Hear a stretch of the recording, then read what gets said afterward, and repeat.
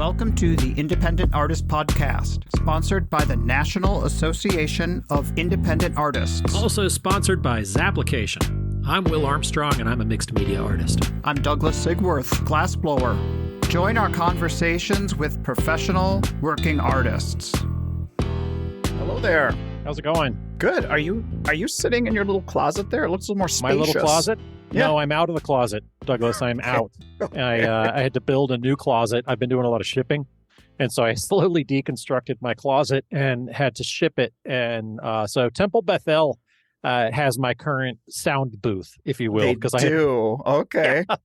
All of my stuff went into boxes and shipped to them. Those ladies running that show could not be any more lovely. I'm a huge fan of that show. So me too. Fingers crossed that it's lucrative. But I hope it's good for you. I really miss out being there. I've had to snooze a lot of my social media posts this past 2 weeks, seeing all the fun in Florida. I'm not doing Florida at all. It's nice to be home. That's true. Do I look a little tanner? Am I a little tan? You do have some color. Even over a Zoom here, I can see some color. That's right. Went to Mexico for a week with my lovely wife, just to kind of reset. Nice. It was a tradition we have not been able to do since before COVID. So went and had a little reset vacation and used up some airline and hotel points and went and ate quite a bit of fresh food and Mexican food and seafood. I eat pretty much seafood every meal because I'm in a bit of a seafood wasteland here in New Mexico. Sure. Yeah. Well, did it work? I mean, do you feel recharged and ready to face the year? That's good. Yep. Ready to go. You know, I did not sit down on the beach and come up with ideas like I have in the past. I got the ideas, but let's just get to work. That's kind of what I've been struggling with.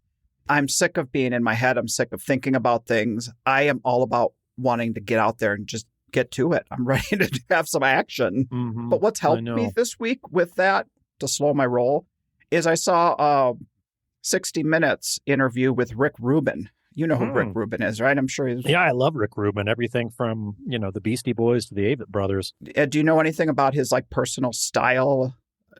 Kind of who he is as a person? Yeah, a little bit, but only snippets, here and there. Like I catch a snippet of an interview. He produced one of my favorite Tom Petty albums, the Wildflowers album. And what I remember from him was Tom Petty was like, all right, well, use the keyboard and let's get some strings in here. And he's like, you're fucking Tom Petty. We're not going to use the keyboard for the strings. So they go and they hire the LA Philharmonic to do the strings. Interesting. Because it's like, well, why not? You can afford it. Let's make it sound right. So he boils things down and gets to the very basic root of what's good about an artist is what I love. They featured him on 60 Minutes, and he's got a book coming out.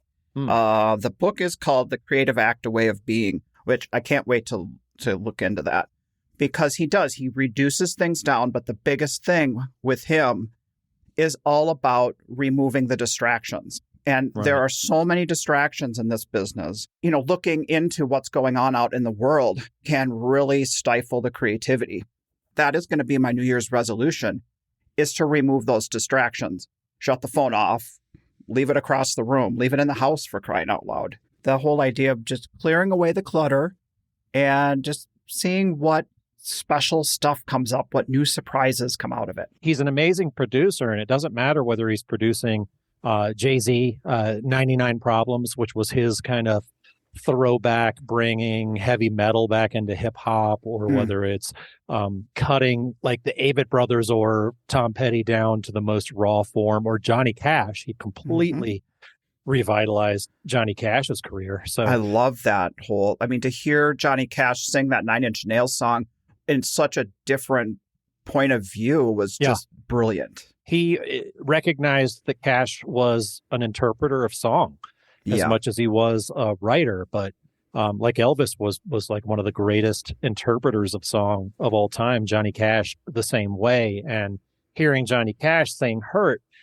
it becomes not about heroin abuse, but about the loss of his wife and him coming to the end of his life. So Rick Rubin always kind of brought that out. I can't wait to read that book.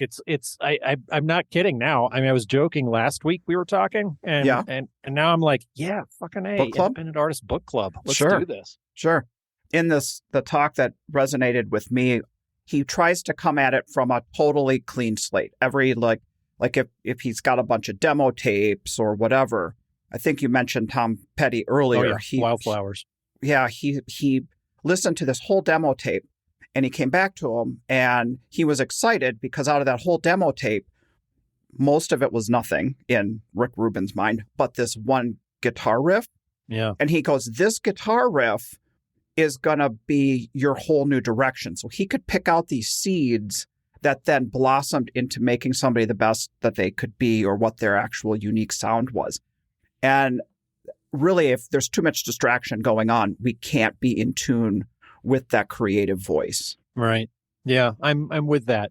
When I was talking about going down to Mexico, and it's like one of the big things that I did was leave my phone in the room and go down to the beach, and I just swam, and I read, and I hung out with my wife, and I had some beers. Like real experiences. Like, yeah, just kind of open. And the thing is, man, when you go back to your phone, it's like you look at it and you're like, what if I got like 3 alerts here? I'm like, well, did I really need to know that you posted another promo for the podcast? I didn't need to That'll know happen it. whether you're present or not. Whether the sun is shining or not. Absolutely. Yeah, right. Going down. But man, speaking of social media, you mentioned this to me earlier. You were wanting to talk about some of the things going down. Well, it seems like lately people are getting a little heated around some topics, like the whole taking photos in the booth again. I mean, what are your thoughts about it? I've got 2 thoughts. Okay. All right. One of my thoughts is, why people are getting heated? It's because it's January. Yeah. And they're lot chomping at the bit. Yeah. There are, I'd say there's a good 80% of the art show artists that work from March to end of September. And that gives you October, November, then the holidays with the family.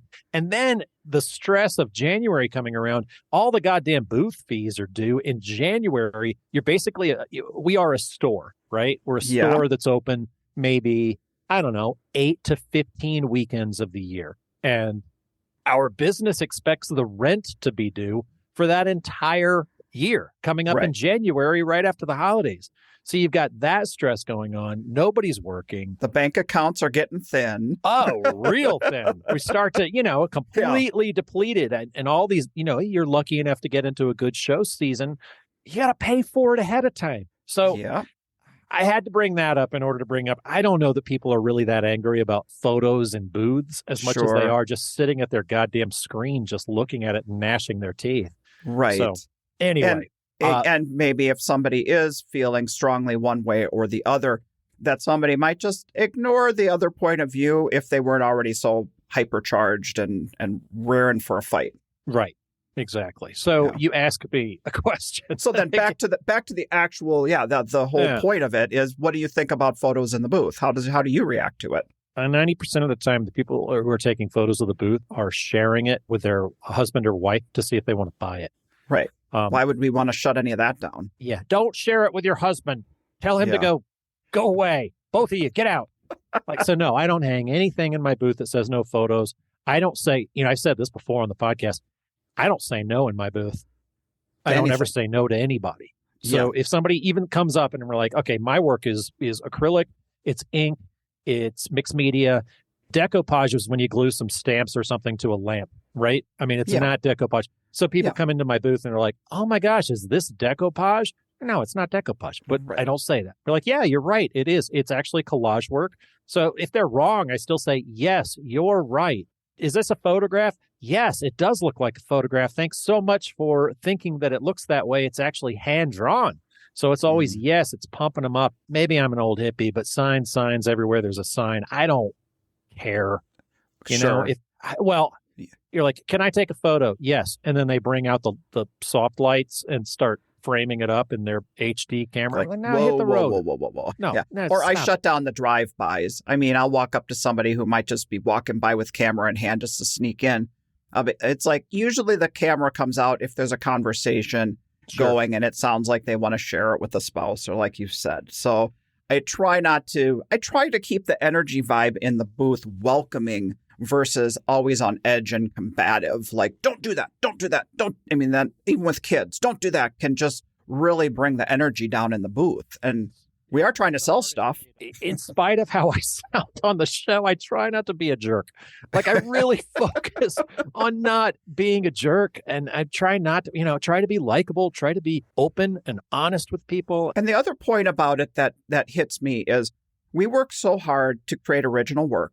Sure. And we find a way that we can get it in front of people's faces so they'll buy it. But then to be completely riding the line of, when is it seen too much? Do you not put it on social media? Do you not put it on a website because you don't want it to be stolen, quote unquote, or copied?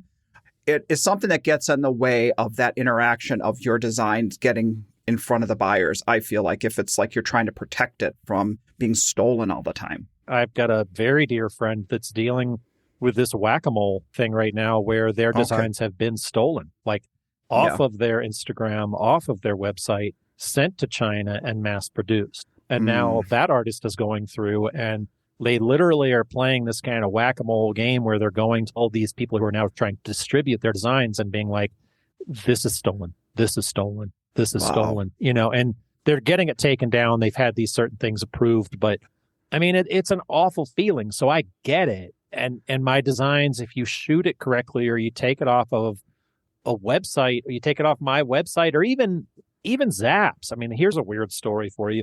Okay. I was chosen years ago as the poster artist for a prestigious show. And they're like, hey, we want to use this on this image. It was one of my Zapp images for the application. I'm like, awesome. Let me send you the high res.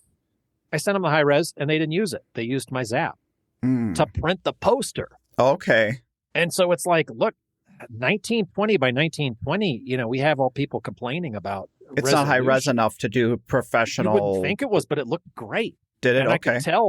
I could tell by the little corner image because I dusted my signature out of it.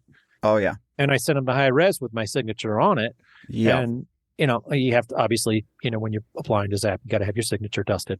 Whatever. So it aren't any marks on it. So, and I was like, oh my God, they used the wrong thing and it still looked great. So our stuff is out there. Yeah. It's super stealable. Yeah.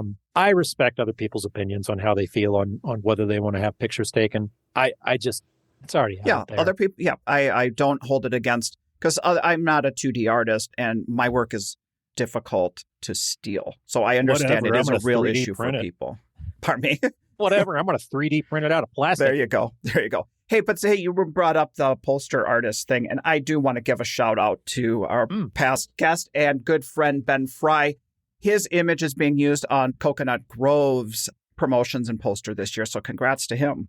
Congrats to him. And also congrats to Coconut Grove. Because for years and years, they would go outside of our community and get some artist that they thought it was just somebody fun or whatever, and they'd sell their images on coffee cups and like more commercial and all that kind of thing. Very commercial artist. Yeah. And the fact that Camille Marchese is taking that show and doing some things with it that she, I believe, learned from her experiences at Winter Park and is starting to prop that show up.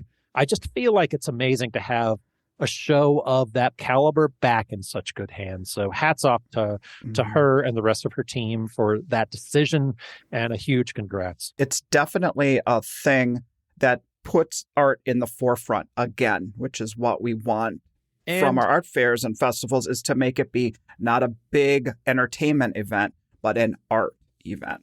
And one of our own.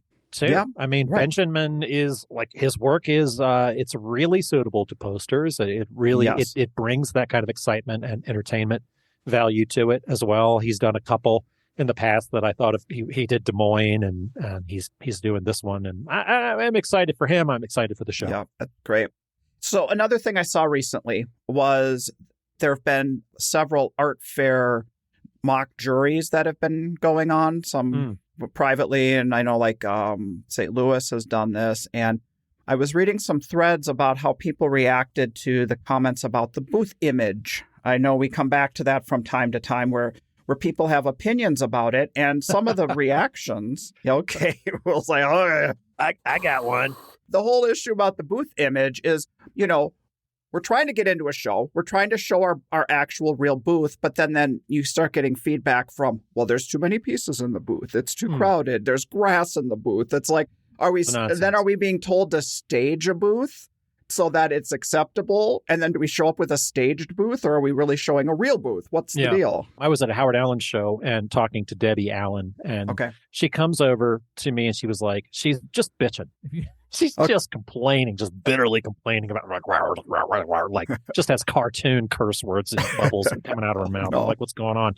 And she was like, look at your neighbor. And he had these blue plastic tarps up as his walls. And he had his paintings with hooks, like drapery hooks, just jabbed through the blue plastic. And he's hanging all this stuff.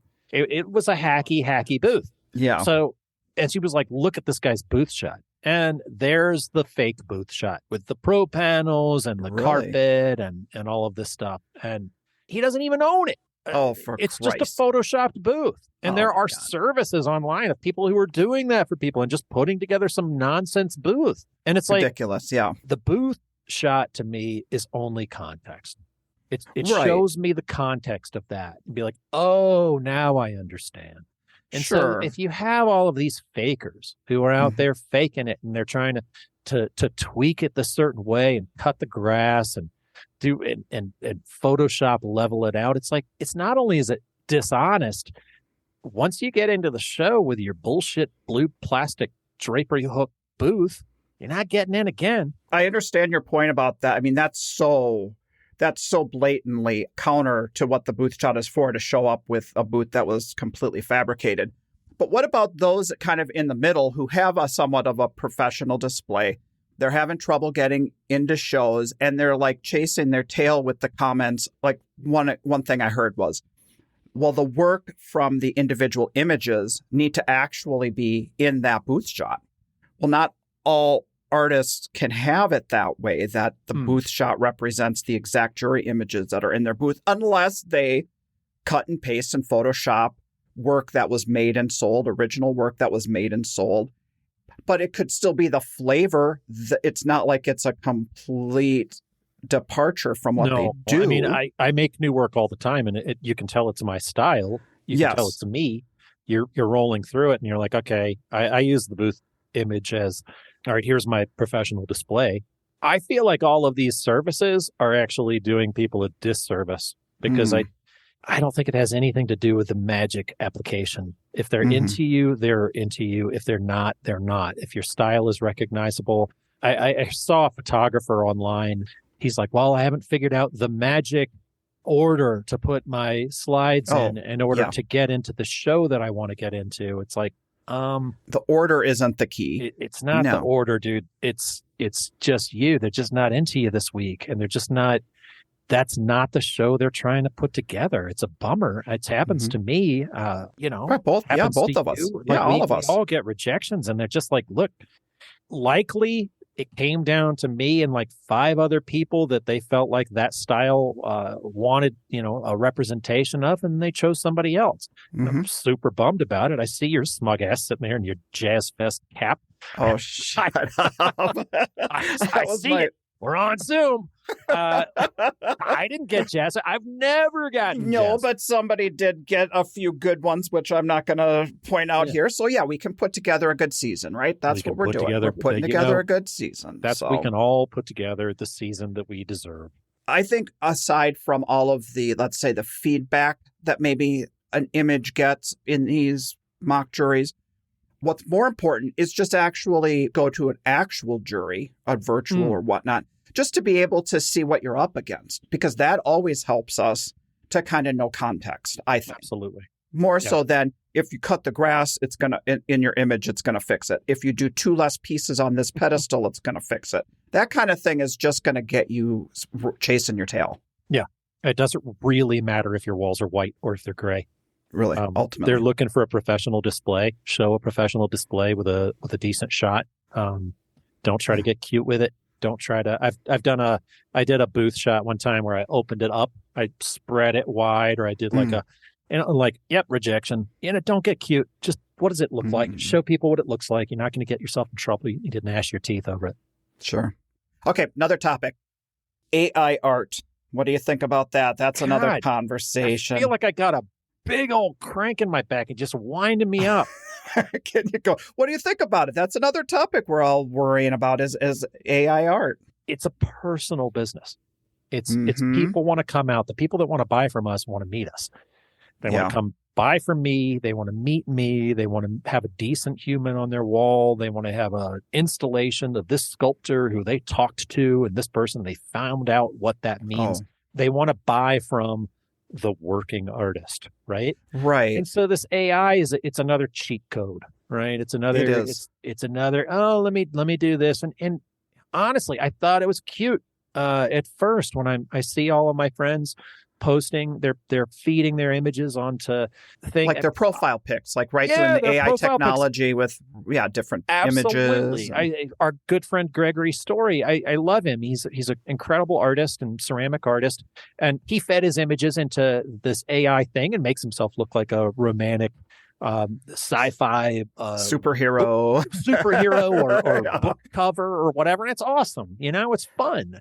I can see that being a fun thing for people to do, it's an extension of, say, like Snapchat that my kids do, or you know what I mean, things with filters or that sort of thing. Or it's almost like a more complicated version of which Disney princess are you? And it's side note, I'm Little Mermaid, but that's beside the point. But it's fun. It's like I don't give a shit. It's fun, but then all of a sudden it got dark real quick. Right. Well, I think maybe it could affect the collectors or the artists whose collectors are looking for maybe decorative art, if we say that it's just like something interesting and unique. But anyone who is really collecting original art, that kernel is the same. They're not looking for the finished product. They're looking for what was dreamt up by a human who has creativity. The problem is going to be, once again, when you start jurying in under digital, and you said it's like decorative art, but what I found it to be really more damaging to was illustrative art, these illustrations, and where you plug in 4 lines from a Nick Cave song and you get a painting. And there are 2 Nick Caves, sorry about this, but I'm talking about the musician artist, not the fine artist. Somebody had fed in a bunch of his songs and then gotten a feedback of like this BS. Here's a Nick Cave song. And then he had a really great take on it. And I encourage you to follow his Red Right Hand files if you are a fan of, honestly, just art or music or anything. He's just a brilliant guy, even just spirituality and religion and what it means to be an artist or even a fan of art. But he just ripped them a new one. So that's pretty interesting. Just talk about the integrity of what it takes to come from something with a soul. And it's a grotesque mockery of what it means to be an artist. And I find it hurting people that have character to their work. I would love to ask like Beth Bajorski what she thinks of it. I kind of have an idea, but I think that would be really cool to get her take on that, because she has such character driven and such care within those pieces, the soul that it takes to create that. We already know there are cheaters out there. There are artists that are making their work in analog and then they're pitching it as digital so that they're the only people on the street that can sell reproductions in an originals only show. We already know those people are out there. And that hacks us all off. And I've talked ad nauseum about that being a short-sighted business model, because eventually people figure you out. Right. And you're not getting it. Yeah, you can't exist on an island. Well, anyway, but speaking about cheaters and copycats, we have Amy Flynn on the show this week talking about somebody who knocked her off and what her experiences were with that. Yeah, I like what she says about it. And I think it's an interesting talk, and I don't want to bury the lead on it. You want to just jump right into Amy Flynn? Yeah, let's jump into her, and we'll talk a little bit more about what some of the stuff she talked about with copycatting after her talk. So here's Amy Flynn from Raleigh, North Carolina. This episode of the Independent Artist Podcast is brought to you by Zap, the digital application service where artists and art festivals connect. Great news! Zapplication has extended their sponsorship of the Independent Artist Podcast into 2023. This is a podcast, Douglas, that you and I took on that started out as a replacement for the NAIA's newsletter and quickly morphed into something else. It sure did. It's turned into a place where we can share our voices as professional working artists. You know, when we first took this project on, it was a pretty small potatoes kind of thing. And as it has grown some serious expenses. So thank you to Zap for helping us take a lot of those on and get these voices heard. Our tribe is resilient, and the stories are so fascinating. So stay tuned for another season of interesting and inspirational conversations on the podcast.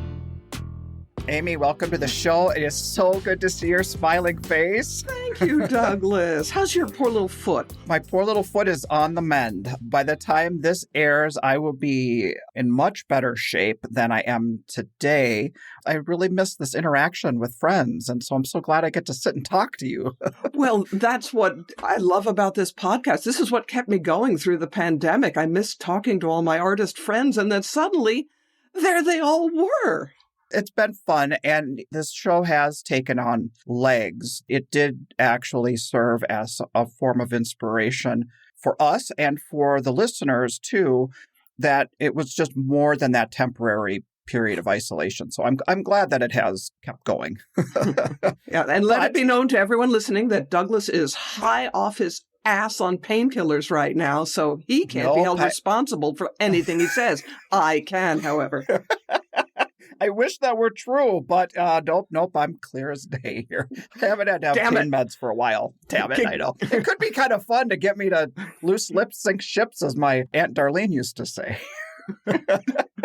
But what I wanted to say leading in here with you is I've been keeping track of what you and Phil have been up to last year, and you guys really ran right up to the finish line last year, didn't you? We finished our last show on the 23rd of December, and we're driving home on Christmas Day. Ain't that romantic?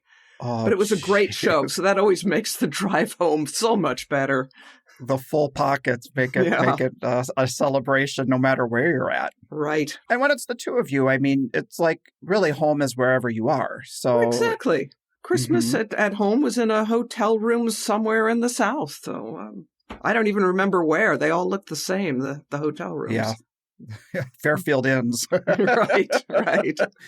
Well, we did an Easter egg hunt for our kids one year, and we kind of adapt as roadies, don't we? You know, the hotels become our surrogate homes. Well, that's the big thing. We don't have little kids at home, so if we're not home for Christmas, nobody cares but us. Yeah. So how was your year last year? I hate to be one of those people that's always bragging about how well they did, because some of those people just drive me crazy, but we had our best year ever last year. And that's exciting. Part of it was because it was probably the last year where we had a lot of shows that we were held over to some really good shows because of COVID, and the shows that hadn't revived yet from COVID. There was a lot of pent-up buying demand. I can't imagine. Those first out of the gates are like, those first ones out of the gates are just such a dream come true for us, you know? We had several of those this year, and we broke our sales record 3 times at 3 different shows. The final one being, I'm not even going to name it because it'll make too many people mad, because a lot of people had a really terrible show, but we had our best show of all times, and everybody else was wailing and gnashing their teeth, and I'm going, yeah, we did okay. I'm happy to hear that. And I can also relate to what you're saying, but I think we can say going into 2023, it does feel like we're in this kind of post-pandemic period now. And it makes me wonder, what kind of expectations do we set for ourselves going into the next year? You know, it doesn't do anyone good to have expectations. You just show up and do your best. Do you feel like you just go with faith and you just let the chips fall where they may? You don't know what's going to happen till it's over. So you show up and hope for the best. You can't control the weather or whether there's going to be a recession on, or I just figure at the very least, I'm going to get to see my friends. So I'm going. Okay. But at the same time, the social aspect is a huge part. God, yes. But at the same time, we are trying to cut down because we're getting too old for this shit. You know, I think a lot of our friends who are maybe 10 years older than us, when COVID hit, they said, okay, time for retirement. We're not coming back. Mm-hmm. And I feel like I aged a lot over those 2 years of the break. So, I mean, are you kind of making a plan to be a little like softer or kinder on yourself with the pace and the schedule? Is that what you were saying? We're trying, but, somebody invites you to a show. It's like, hey, we got in. Let's go. Oh. We did 11 shows last year, and I'd like to keep it at no more than 11. Many of you listening know Phil. I cannot do shows without Phil. He is the best roadie in the entire world. But during the pandemic, he tore a tendon. He completely tore a tendon off in his hip. Those don't grow back. And they misdiagnosed it as bursitis. Oh, okay. And long story short, eventually they reattached it. But after over a year of not using that hip, those muscles, they've atrophied, and it's been a chore this year to set everything up. The damn robots are heavy. Yeah. Every single show we do, at the end of the show, I said, that's it. I'm becoming a jeweler, which I never would do. But I really do think about switching over to a more lightweight form of art, which was one of the plans I had during the pandemic, was to get back to my roots in drawing. And I set up a space in my workshop where I could draw. And after 27 years as a greeting card artist, I could not beat the cute out of my drawing. And it was making me really frustrated. And at that time, the last thing I needed was more frustration. I mean, my God, the economy was in the toilet, and there's this deadly disease going on. So many variables. We might end up with 4 more years of Trump. And I was stressed out. And I found out the more stressed out I got, the more I was rewarding myself by going into the workshop and making a robot. It's like, okay, 1 more hour at this drawing, and then I get to make a robot. And I finally realized I don't need this stress. I love making robots. I'm going to do that. And my God, by the end of the pandemic, they were just piling up all over the house. I thought I could do shows for the rest of my life, and I will never sell all these robots. And guess what? I sold all the robots. Well, that was a really great realization where the business-minded side of you was thinking of making a shift based on the challenges that you might have identified. But when you got right down to it, the reason we get into this independent artist business is to do the thing that like charges our batteries and gets us all jazzed. And damn it, robot making gets you jazzed. I am so lucky to be doing what I'm doing. Yeah. So one of the reasons I wanted to talk to you was about that insatiable curiosity, that incredible imagination that you have. And I've been across from you at shows, and I feel like we share this in common. That is when we see people walk by, not everybody, but we do get crowds that kind of like their eyes light up and they walk in, and there's like an energy and a vibe that happens. And I feel like you have that imagination with what you make, and people step up and they look at your pieces, and then they laugh, and then they smile. And then they ask what kind of drugs I'm on. What kind of drugs are you on, Amy? As I tell them, don't drink and drill. No, I don't do any drugs. Pot puts me to sleep, and that's about all I've tried. No, I think imagination is so foreign to a lot of people that they figure there must be drugs involved. And okay. But that's the only way to access it or something, right? Yeah. No, I found that to be quite the opposite, but that's just me. Mm-hmm. So you said you came from this corporate illustrator background. Tell me about that. I've been listening to every single one of your podcasts, and there are quite a few of the people that you've interviewed, including Will, had a background in graphic design and or illustration, as I did. And I spent 27 years first working in-house for companies like Hallmark and Current, if anybody remembers Current. And then I went freelance and was doing children's books and greeting cards and giftware. And I am much happier doing this. But I believe that the 27 years I spent as an illustrator has given me and has given a lot of art show artists a real leg up, because we are in a mindset of having to produce work with other people in mind. It's not just, I am just going to go in my studio and paint whatever floats my boat. And if people don't like it, then they're wrong. No, I come at it from a viewpoint of what do I like to do and what's going to sell? What are those diagrams when you've got interlocking circles? Venn diagrams. Right. The Venn diagram, yeah. If you can have a Venn diagram where you're in the middle of making work that is profitable, that there's a demand for, but that's also fulfilling you and makes you want to go into the studio every day, and that you're good at, that you have a talent for, if you can find that sweet spot in the middle, you are golden. So the illustrator background gave you skills of creating something with kind of a marketing idea in mind of what's going to hit, what's going to resonate with people. And also problem solving, because you get a lot of art directors that they don't really know what they want, but you have to figure out what they want. This is too gray. Can you fix it for me or something? They give you something vague. Show me something different. We could do an entire podcast on stupid art direction that I've gotten over the years. But that said, I mean, I know some of the fine artists look down on us street artists because we are literally selling ourselves on the street. Yeah. And going, a bunch of whores. Well, I'm doing what I want to do.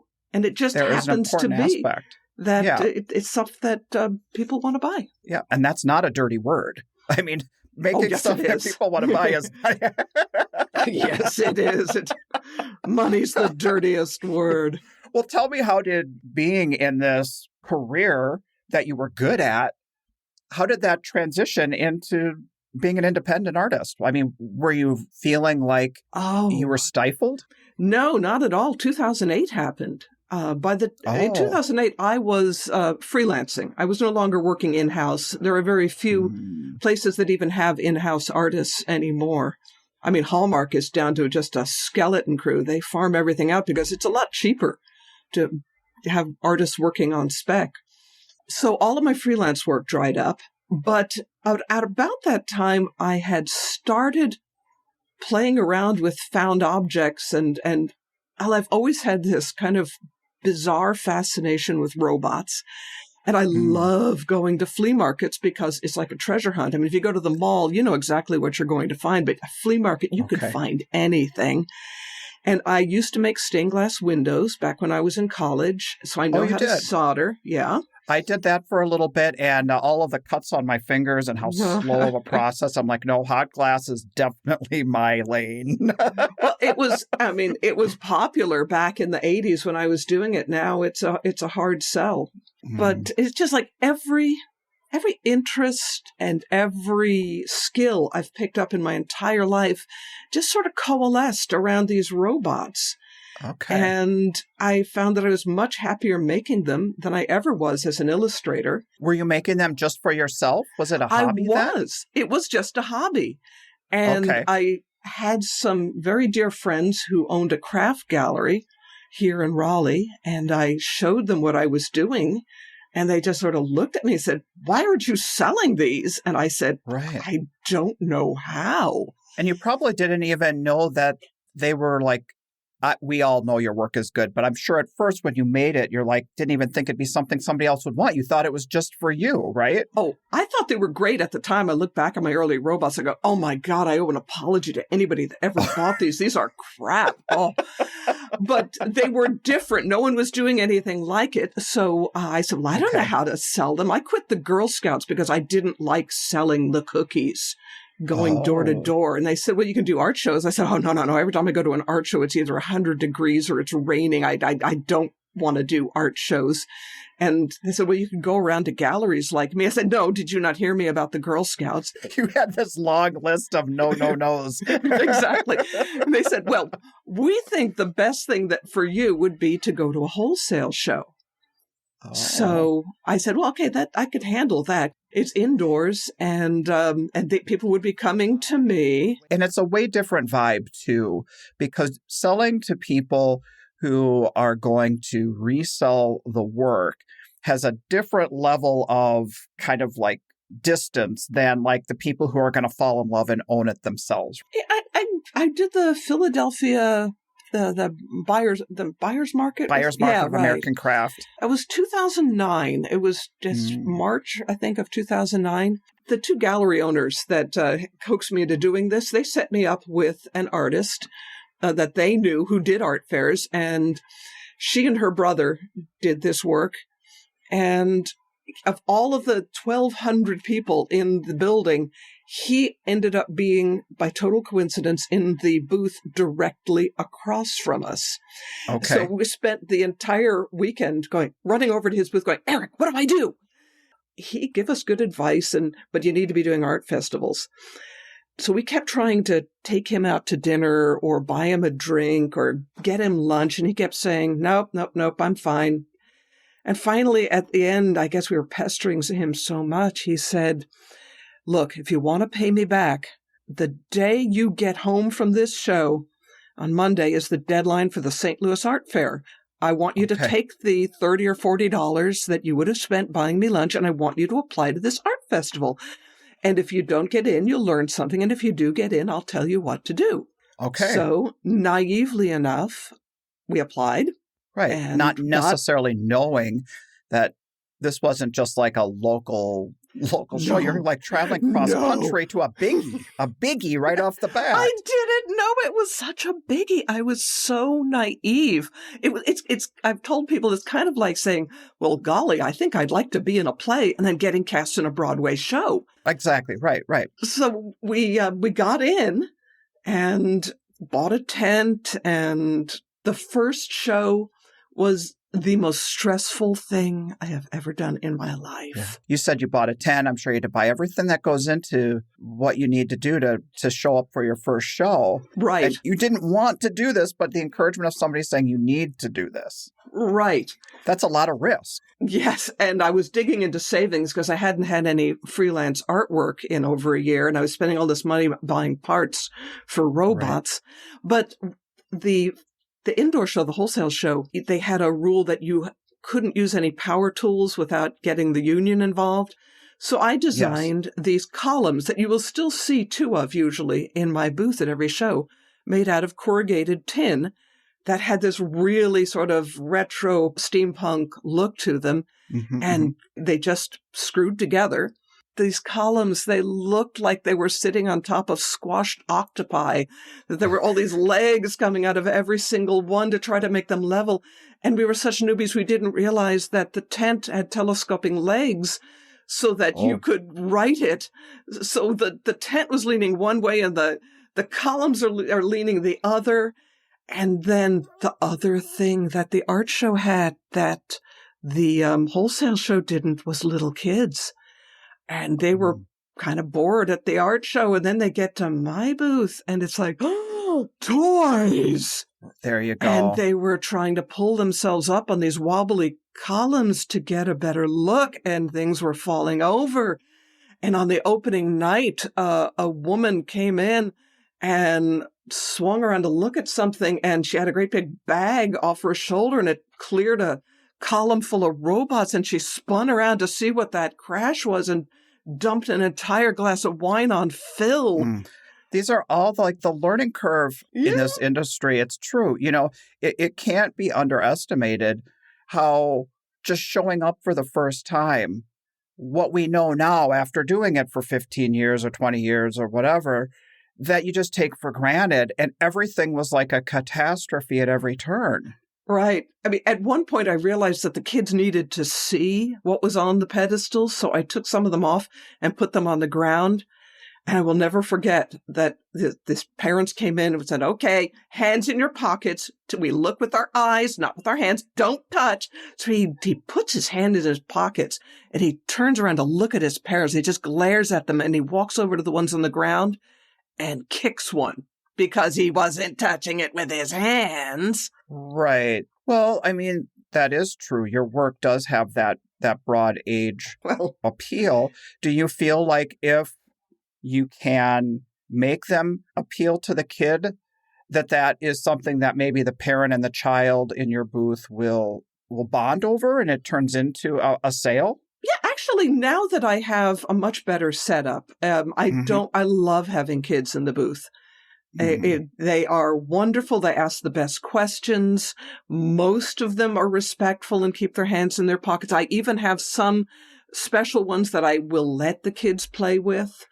So, no, I love having kids in the booth now, but that first show was just such a disaster that I was so stressed out the whole time that it wasn't until we pulled away and got about an hour outside of St. Louis that Phil said, "How much money did we make?" And I said, "I have no freaking idea." Okay, it was like a tornado. So I got out the sales book and it was like, oh my God, Eric was right. We need to be doing art shows. We just made a lot of money. Okay. But I really had no idea. You went through this like whirlwind of experiences, not even being able to keep track, and then to look back on it and go, oh my God. They're right. We need to be doing this. And the problem with wholesaling is I couldn't create a line sheet because everyone is different. It was hard for them to order. That's exactly right. A store can't come in and order 10 of this particular sample that you've made because it all just depends on the part you find and the inspiration that you get from it. Exactly. I mean, tell me about that process. So, first of all, your business name is Phobot, and that stands for? Found Object Bots.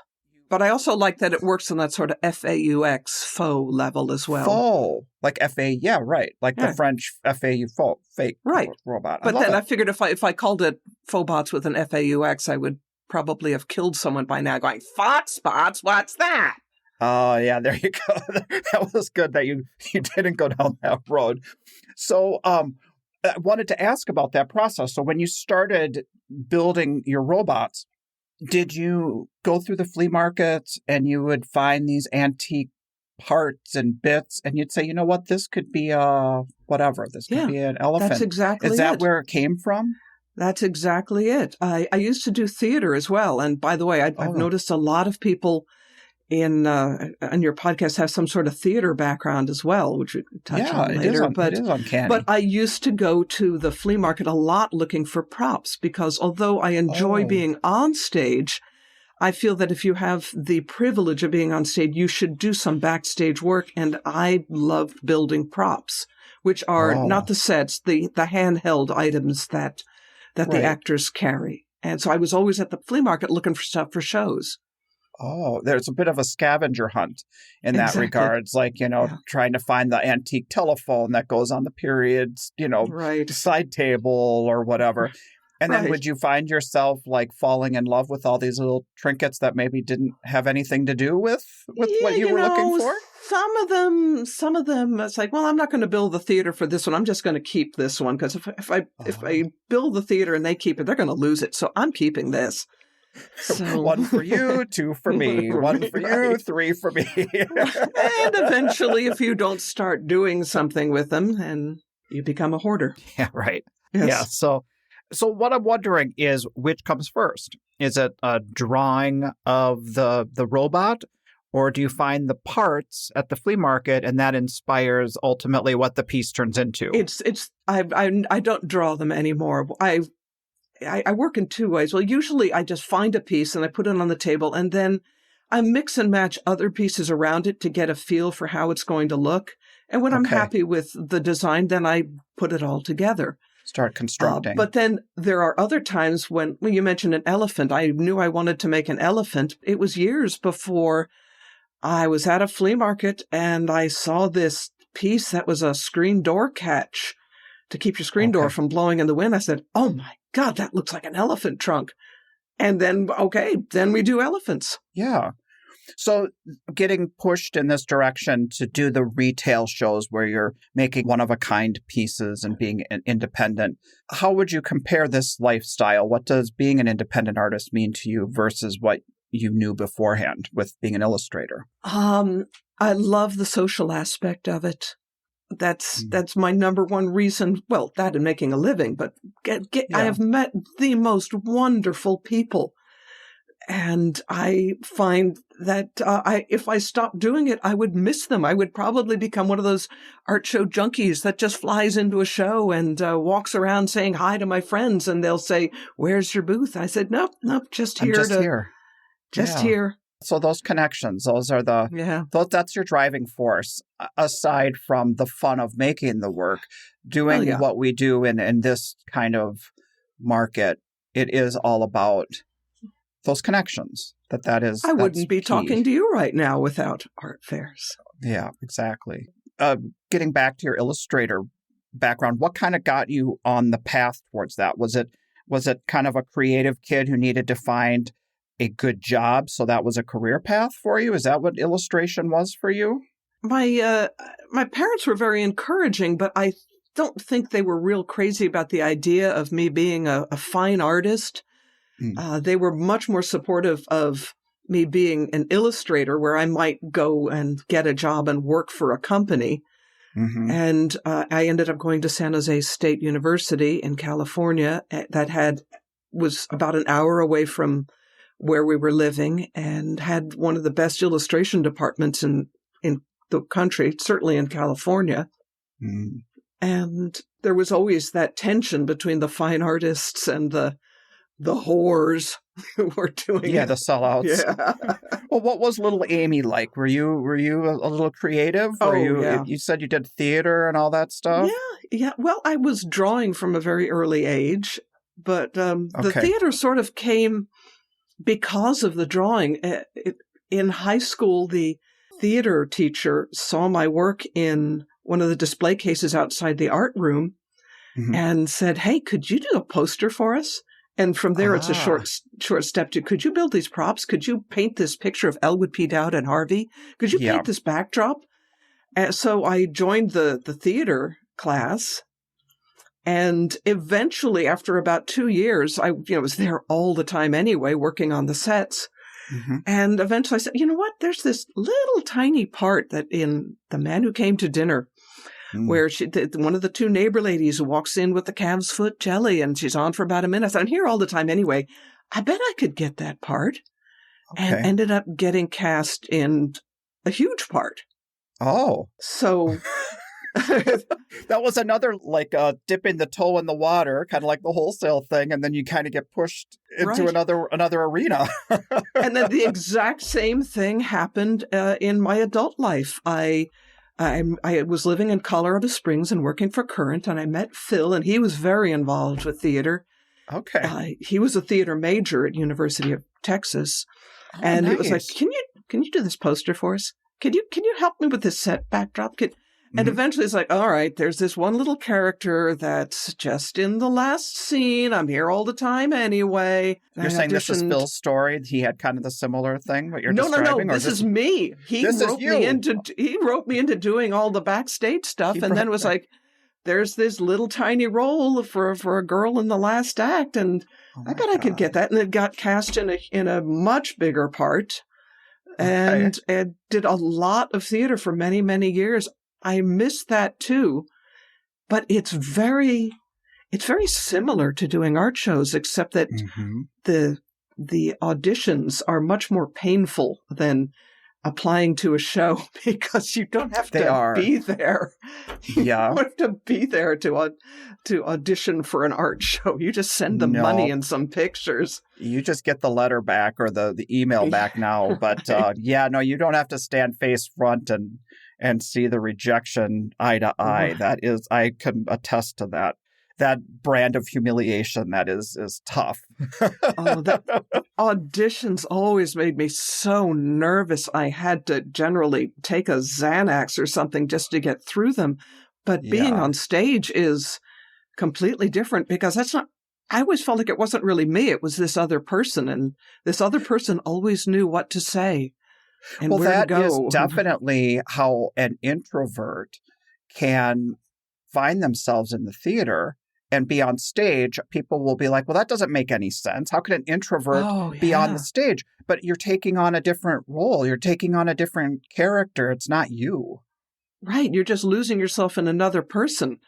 Yeah. And the only time you'd get popped out of that is when somebody else forgets their lines, and suddenly you have to figure out stuff. I don't know what to say anymore. I had that issue when we started the podcast, I'm like, this isn't me playing a character. This is what I think, and this is my conversations and what comes to mind for me. And there is a vulnerability there that is just so different that I wasn't prepared for that part of it. So that's been kind of getting me out of my comfort zone. So you have a theater background too? Yes, I was a theater major at the University of Northern Iowa. I graduated as a acting major, and I pursued theater as an actor in Minneapolis, and that's where I met my wife. We were both working in restaurants. I remember that now. So many people have had a theater background. I forgot which ones did. Yes, it helps with the art show stuff too. I mean, it really does with talking to collectors and being right in the booth and connecting. Definitely. You mentioned introversion and extroversion. Well, I found the textbook definition, for me at least, of the difference between the two is it's like Phil and I. Phil is a total extrovert. He, at the end of the day of talking to people, he's gained energy from talking to people. Yes. I am drained by it. But as an actor, I am playing a role as, that funny lady we met at the art show that sold us this robot. But at the end of the day, I want to be someplace quiet with my friends. Yeah. Yeah. And just decompress. And get ready to do it all over again. I've gotten better at it. When we first started out, it was just assumed that I'd be in the front talking to people and Phil would be in the back wrapping things up. But it worked out to be just the opposite. He was so good at talking to people. And I really enjoyed hiding in the back. Well, for those who don't know you, you're the whole creative side. You're the artist. You create the work. Phil is your husband. Phil Crone, although Will likes to refer to him as Phil Bot. You're Amy Bot and Phil Bot. But tell us how your partnership works. How does he fit into your partnership in business?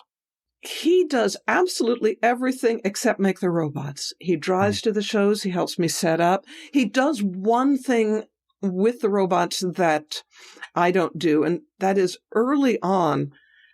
Phil also has a background in computer stuff. And early on, he said, and he's the one that keeps spreadsheets and is into numbers and things. And God bless him. Early on, I do not. The part of my brain that is supposed to hold numbers is just, there's a black hole there. And early on, he said, you need to number these. And I said, hello, have we met? Numbers? No. Me? How about you number them?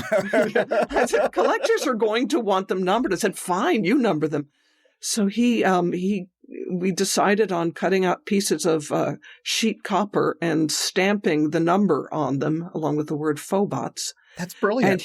That is the collectible, one-of-a-kind nature of it. It takes it up a notch as to making your work special to being collectible. And they've got the one, you know what I mean? Or they've got the 1,715 or something, you know what I mean, of the robots that have been birthed by Amy Flynn. Right. And he enjoys keeping the spreadsheet. But at the shows, he will sit out front. And of course, everybody assumes he's the artist. He can be wearing a great big badge that says, hi, I'm the assistant. And they will say, well, how did you start making these? And bless his heart, every single time he said, well, you'd be better off talking to the artist, my lovely and talented wife, Amy Flynn, in the back of the booth. I'm the eye candy. Oh, my God. That is such a great way to approach that. He has such a style about him that he's able to present it that way. That is so great. He loves telling people he's the eye candy. and sometimes it always gets a laugh. And sometimes it gets sort of a pat on the shoulder like, yes, you are, dear. Well, it turns misogyny on its ear. I mean, don't you think? The fact that people will typically think that the man is the artist because... Sure, because they're robots. Yeah, but for him to then make a joke at his own expense as being like the diminutive role, the lesser role, and he so gracefully hands the due credit to you. He is the best. He is absolutely the best. I couldn't do these shows without him. And I'm so happy that although he's still a bit weak with the hip surgery, he's not in pain anymore. So Yeah. Yeah, but like I said, I don't know how many more years of this we have left. He's 72. I'm 62. Well, how did that happen? No kidding. I took you guys to be each 10 years younger than that. That doesn't even register. Yeah, that is insane. How many more years of unloading a van and putting up a tent do we have in us physically? It is stressful. It is physically difficult. Yeah. I'm going to be a jeweler. No, I'm not. There you go. No, you're not. You're going to make robots to wear around your neck. I do that, but I can't sell them at shows because they could be construed as jewelry. Anyway. Yeah. Got the whole multi-category thing, and anybody who wants to make bank can say they're a jeweler, and if they sneak in a different category, that's the big no-no in our business. I am guilty of that. When I first started doing shows, I was making the little tiny robots that you could wear around your neck, and I never thought of them as jewelry. I thought of them as little tiny robots. And sure. Uh-huh. Somebody turned me into a show, and they made me take them down. And I want to apologize to every jeweler out there. I was so naive. I am so sorry. I did not mean to offend. You weren't trying to encroach.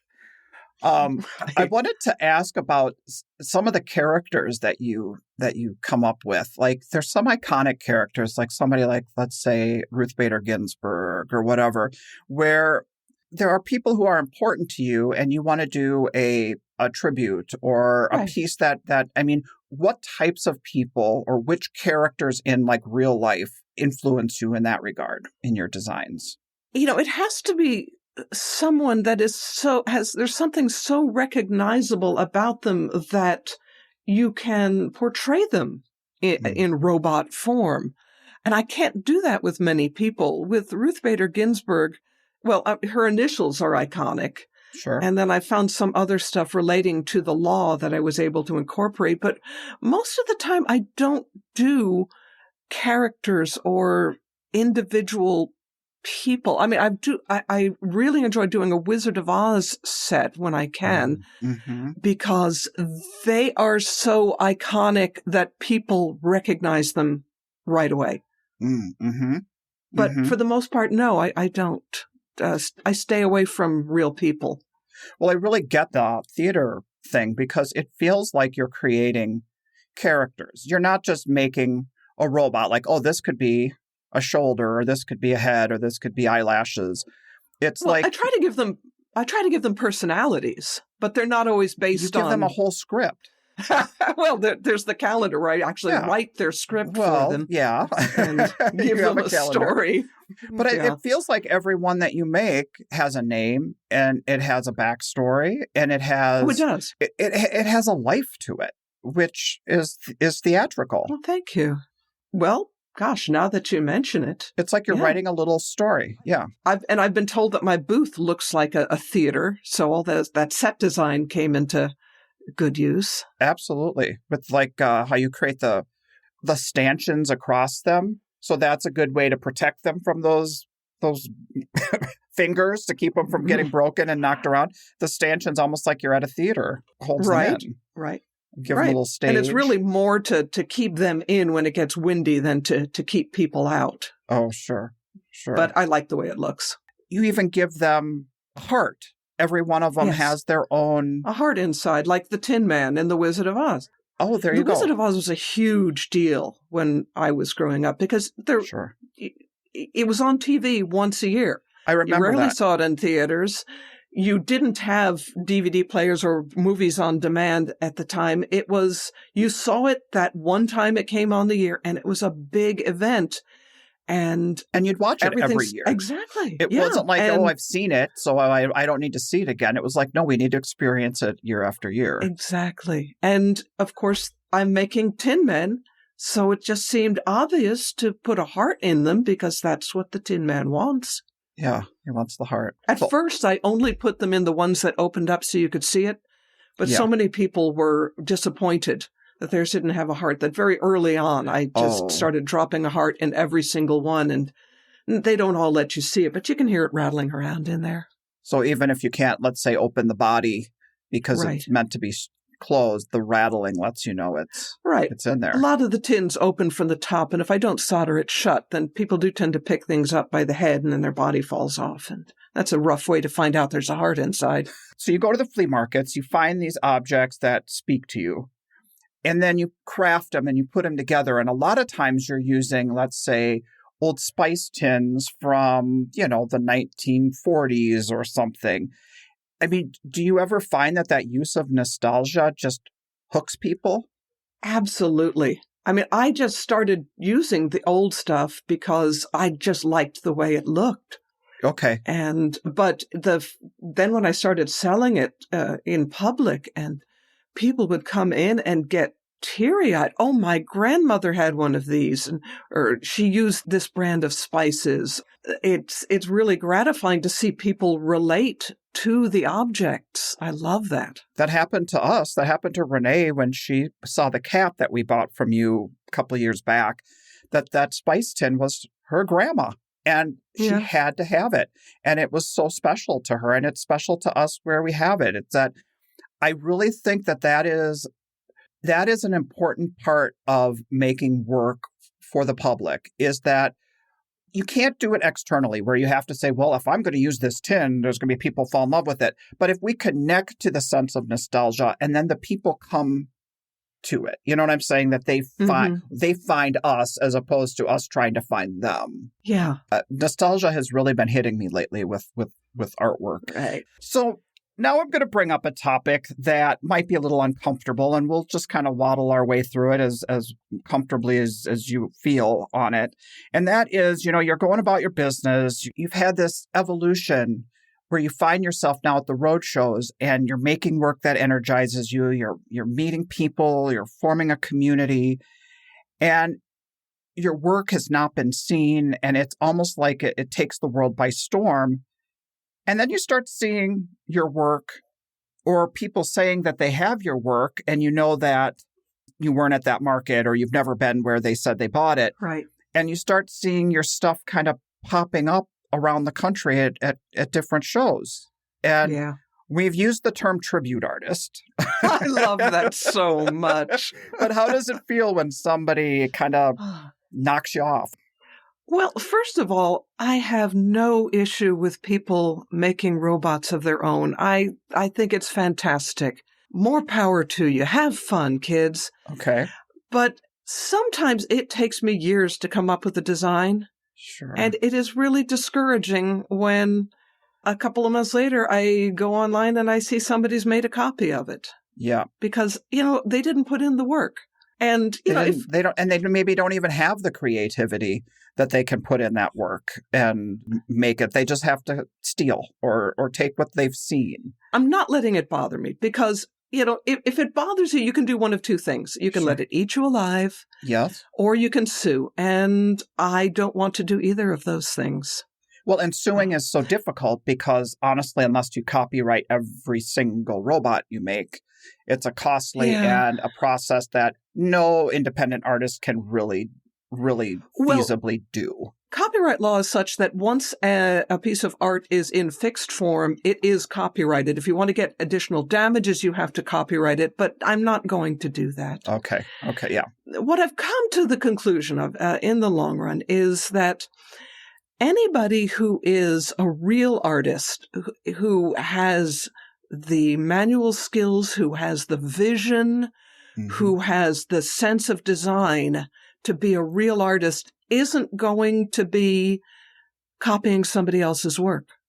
They're going to be doing their own work. And the people that are copying, well, they don't really usually have the skills or the design sense. So the copies aren't as good. And really the only issue I'm having is that I can't even do shows in certain areas anymore because it has been so inundated by particular tribute artists, shall we say, that all I hear is, oh, we bought one from you 3 weeks ago at name of show I've never done before. Yes. And Phil will say, no, we've never done that show. He actually almost got into a fight once with somebody who said, yes, you were there. I saw you. Why are you lying about this? I saw this no, we really have never been. So yeah. And I think a lot of us can run into, like, I'll say for me, someone will be like, oh yeah, I bought your glass at blah, blah, blah. And people can have this mistaken idea of what your work is just because, it was glass. And then they show you the picture and it looks nothing like your work. But in your case, it is so identifiable and it has its own vision. And so, then I'm sure you go online and you look at who they've referenced or whatever, and you're like, no, these are knockoffs. These are actual attempts at doing what I do. Well, and the name Phobot has become so synonymous with found object robots that people, and I have had so many times when people have bought one from a tribute artist and it's broken. So they look up Phobot and they call me and say, it's broken. And I've learned now to say, can you show me a picture so that I can see what parts I would need to order in order to fix it? And they send a picture and say, and that's not mine. It's not mine. Yeah. I had a woman at a show in Florida come in just with a really loud voice saying, I bought one of these from you at such and such a show and it just fell apart. And I said, I've never done that show. You're looking for so-and-so. Uh-huh. And I back in the right direction. Really loud so that the other people in the booth wouldn't think I make robots that just fall apart. Well, she was obnoxious anyway. But that is the deal, too. You don't want to, like, lose the 10 people considering purchasing your pieces to think this is legitimate and your stuff is going to fall apart. So you kind of have to be diplomatic on how you kind of handle it and get her out and move it along. Yeah, I just made sure to be even louder than her. Okay, so no diplomacy, just get out. Use my theater voice. That is not my robot. No, I a couple of years ago, I woke up one morning and I turned on my computer and for some reason, I've got like 15 Facebook messages, which is unusual. Yeah. So I start clicking on them, and one of them is from Will, and they were all saying, Amy, go to such and such. I guess it was art show jury evaluate, where you go to get help with your jury pictures. Gotcha. Right. Mm-hmm. One of those evaluation sites. Yeah. Yeah. And I had like 15 people saying, Amy, go to this site. So I went there, and there is what at first glance I thought was one of my robots, but it wasn't. Oh, no. It was so close. I mean, right down to the purse that the robot was carrying. Wow. So people had your back. People always have my back. Oh. They don't need to defend me. Just if you see a knockoff at a show, just be nice to them. They're just doing their best.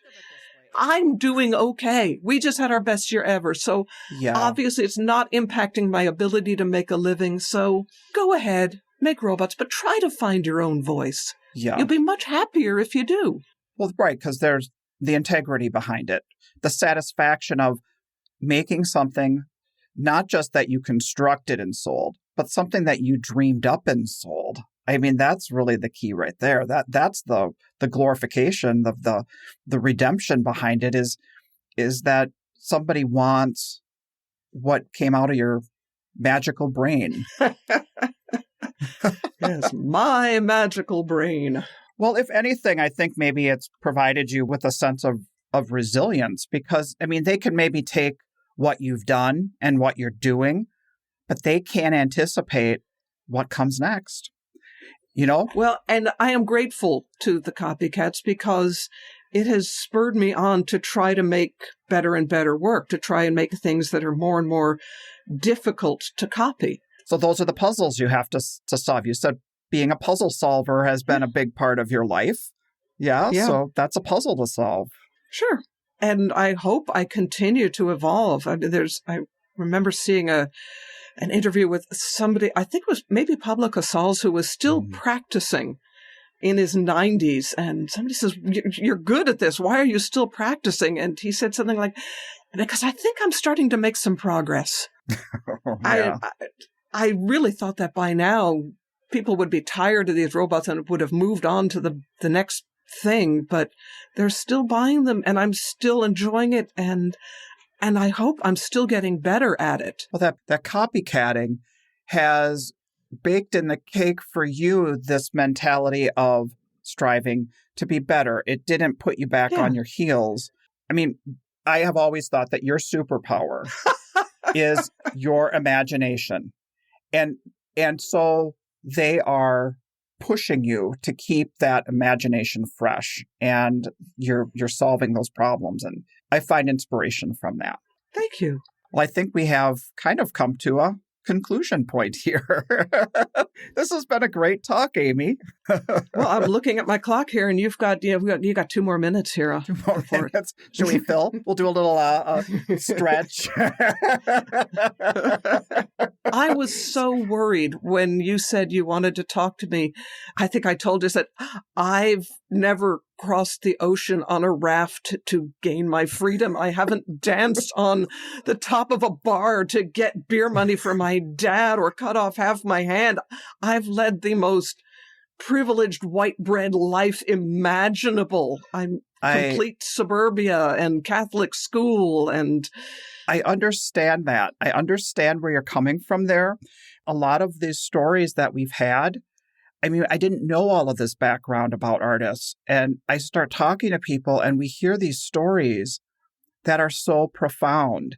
And on the surface, yes, what you just listed off are 3 pretty interesting, great stories, but I don't want to underestimate your story. And it's the imagination and the creativity. It really speaks to who we are as people, as who we are as independent artists who want to have this life of having connections with other people, making what we want to make, getting inspired by what we make, and being our own boss. And I mean, that's it right there. You know, that's the Amy Phobot story.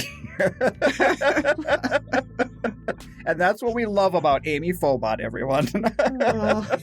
Thank you. Thank you. Well, have a good one, Amy, and thanks so much for sitting down and talking to me today.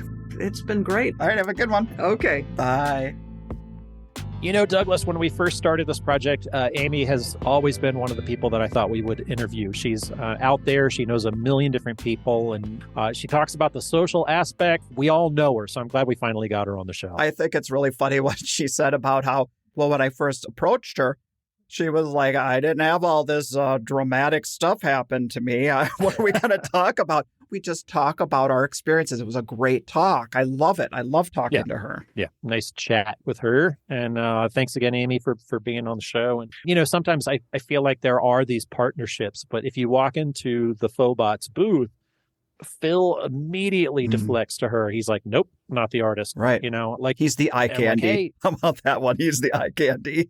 Yeah. I especially like it when Phil is out there setting up the show and he's got his sexy sweatband on over his head. And his John McEnroe. That's awesome.